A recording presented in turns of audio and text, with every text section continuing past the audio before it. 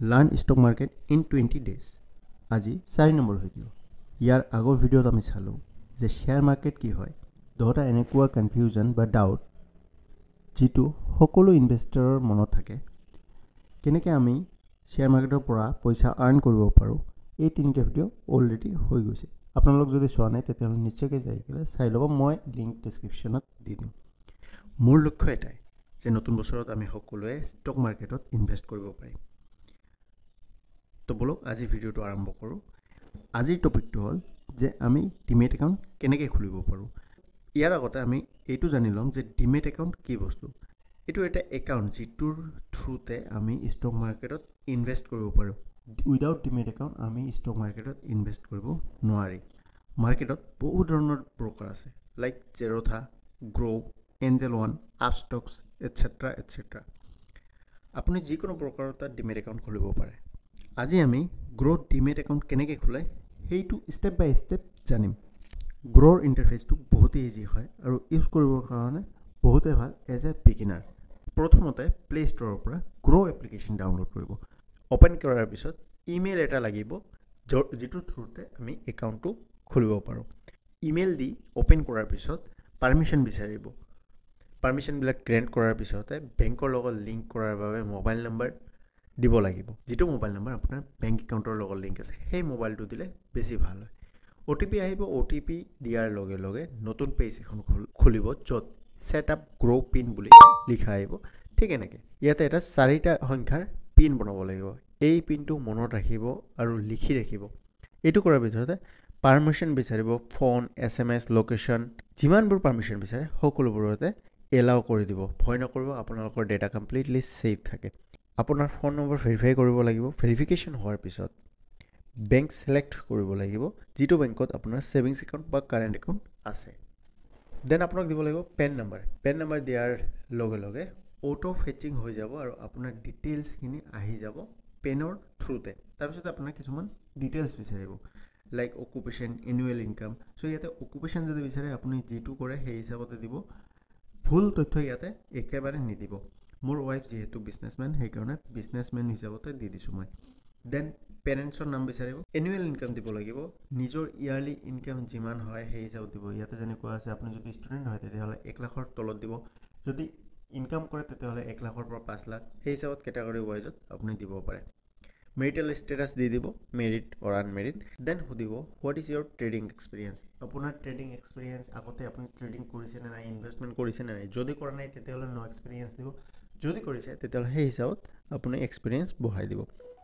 Then আধাৰ card verification কৰিব লাগিব through আধাৰ OTP। Continue কৰাৰ লগে লগে আপোনাক ডিজি লকাৰত লৈ যাব।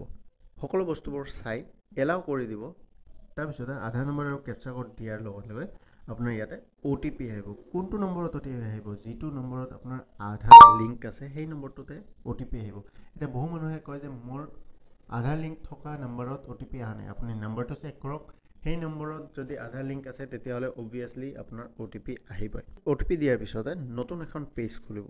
তাতে ডিজি লকাৰৰ পিন খুজিব। আপুনি যদি আগতীয়াকৈ ডিজি লকাৰত ৰেজিষ্ট্ৰেশ্যন কৰিছে তেনেহ'লে যিটো পিন আছে সেই পিনটো মাৰি দিয়াৰ লগে লগে আপোনাৰ ডিটেইলছখিনি আহিব। আৰু যদি আপুনি পাহৰি গৈছে পিনটো তেতিয়াহ'লে ৰিজেনেৰেট কৰিবৰ কাৰণে তাতে অপশ্যন আছে, সেই অপশ্যনটোত ক্লিক কৰি দিব। যিহেতু মই পাহৰি গৈছিলোঁ, চ' মই ৰিজেনেৰেট কৰিছোঁ আৰু ফৰগট পিনত ক্লিক কৰিলেই এই পেজটো খোল খাই যাব। নতুন পিন ছেট আপ কৰিব লাগিব।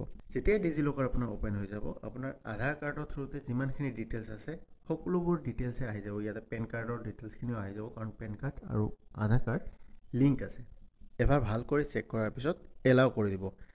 এলাউ কৰি দিয়াৰ পিছতে আপোনাৰ ডকুমেণ্ট ছাবমিট হৈ যাব। ডকুমেণ্ট মানে কি? KYC। আপুনি KYC অলৰেডি ছাবমিট কৰি দিলে। দেন ডকুমেণ্ট আৰু কাৰেণ্ট এড্ৰেছ ভেৰিফিকেশ্যন হ'ব। ইয়াৰ পিছতে দিব লাগিব চেল্ফি আৰু ছিগনেচাৰ। আৰু মনত ৰাখিব ছিগনেচাৰটো যাতে বেলেগে নিদিয়ে। বাই চান্স যদি পিছত কিবা অসুবিধা হয় তেতিয়াহ'লে সেই ছিগনেচাৰটো মেচিং হ'ব লাগিব।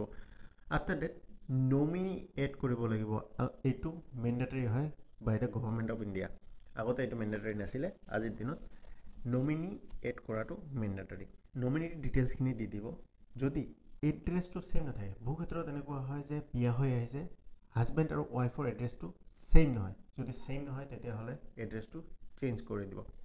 আপুনি মেক্সিমাম 3 জন পৰ্যন্ত নমিনি এড কৰিব পাৰে আৰু যেটো শেয়াৰ আছে সেই শেয়াৰটো ভাগ কৰি দিব পাৰে এতিয়া যদি দুজন নমিনি দিয়ে তেতিয়াহ'লে 50-50 কৰি দিব পাৰে বহু মানুহে এনেকুৱা কৰে যে ল'ৰাক কিছু পাৰ্ট দি দিলে আৰু ছোৱালীক কিছু পাৰ্ট দি দিলে সেই হিচাপত আপুনি শেয়াৰ কৰি দিব পাৰে ইয়াৰ পিছতে আধাৰ ই সাইনৰ থ্ৰুতে একাউণ্ট সেটআপ কমপ্লিট কৰিব লাগিব লাষ্টত ফৰ্ম এখন আহিব আপুনি যিমানবোৰ ডিটেইলছ ফিল আপ কৰিলে সেই ডিটেইলছখিনি এখন ফৰ্মত একুমুলেট হৈ গলে আহি যাব সেই ফৰ্মখন ভালকে আপুনি চাই ল'ব এবাৰ ভালকে চেক কৰি লৈ সাইন নাওত ক্লিক কৰি দিব এতিয়া সাইন নাওত ক্লিক কৰাৰ লগে লগে নতুন এখন পেজ খুলিব মই আগৰ ভিডিঅ'ত কৈছিলো যে দুটা ডিপজিটৰীৰ কথা NSDL আৰু CDSL আপোনাৰ যিখিনি ডিটেইলছ বা সিকিউৰিটিজ আছে যেনেকৈ আপুনি ষ্টকস কিনিলে মিউচুৱেল ফাণ্ডস কিনিলে সেইবোৰক সিকিউৰিটিজ বুলি কোৱা হয় সেই সিকিউৰিটিজখিনি আৰু ডিটেইলছখিনি আপোনাৰ এই ডিপজিটৰী দুটাতে থাকিব NSDL আৰু CDSL যদি ভিডিঅ'টো চোৱা নাই তেতিয়াহ'লে যাই কেনে চাব আপোনাৰ কনফিউজন কমপ্লিট দূৰ হৈ যাব কনসেন্টত ক্লিক কৰি দি আধাৰ নম্বৰ দিয়াৰ পিছতে OTP জেনাৰেট কৰিব লাগিব OTP দি verify and sign out click কৰিব এণ্ড হিয়াৰ ইউ ডান আমাৰ ডিমেট একাউণ্ট ওপেন কৰা অলমোষ্ট কমপ্লিট হৈ গ'ল এতিয়া গ্ৰোৰ ইন্টাৰফেসখন খুল খাব বাট আপুনি আজি ট্ৰেড বা ইনভেস্ট কৰিব নোৱাৰিব আপোনাৰ একাউণ্টখন এতিয়ালৈকে এক্টিভ হোৱা নাই 48 আৱাৰ্ছৰ ভিতৰত আপোনাৰ একাউণ্টখন এক্টিভ হৈ যাব কিন্তু জেনাৰেলি 12 ঘণ্টাৰ ভিতৰতে একাউণ্ট এক্টিভ হৈ যায় কিন্তু ৰ'ব এতিয়াও কমপ্লিট কাম হোৱা নাই এক্টিভ হোৱাৰ পিছত আমি চাম যে বেংক মেন্ডেট হৈছে না নাই যদি বেংক মেন্ডেট হোৱা নাই তেতিয়াহ'লে বেংক মেন্ডেট কৰিব লাগিব দেন টি পিন বনাব লাগিব আপুনি যে শেয়াৰছবোৰ কিনিব যেতিয়া সেল কৰিব সেই সময়ত টি পিন এটাৰ প্ৰয়োজন হ'ব সেই টি পিনটো বনাব লাগিব আৰু কিছু বস্তু আছে সেই বস্তুবোৰ কমপ্লিট কৰিলেহে আমি মাৰ্কেটত ইনভেস্ট কৰিব পাৰিম সো নেক্সট ভিডিঅ'ত আমি এই ডিটেইলছবোৰ ক'ব পাৰিম কাৰণ এতিয়াও আমাৰ একাউণ্টখন এক্টিভ হোৱা নাই এক্টিভ হোৱাৰ পিছতে আমি নেক্সট ভিডিঅ'ত এই যিমানবোৰ বস্তু ৰৈ গৈছে সেই বস্তুখিনি চাম আৰু আমি শেয়াৰত ইনভেস্ট কৰিও দেখাম যে কেনেকৈ শেয়াৰ বা মিউচুৱেল ফাণ্ডত ইনভেস্ট কৰিব পাৰি So stay tuned with me and subscribe the channel যদি ভিডিওটো ইনফৰমেটিভ লাগিছে তেতিয়াহ'লে শেয়াৰ কৰি দিব আৰু কমেন্ট বক্সত নিশ্চয়কৈ জনাব যদি কিবা ডাউটছ আছে বা যদি কিবা সুধিব লগা আছে তেনেহ'লে লগ পাম নেক্সট ভিডিঅ'ত তেতিয়ালৈকে সকলোৱে ভালে থাকক কুশলে থাকক আৰু কিপ ইনভেষ্টিং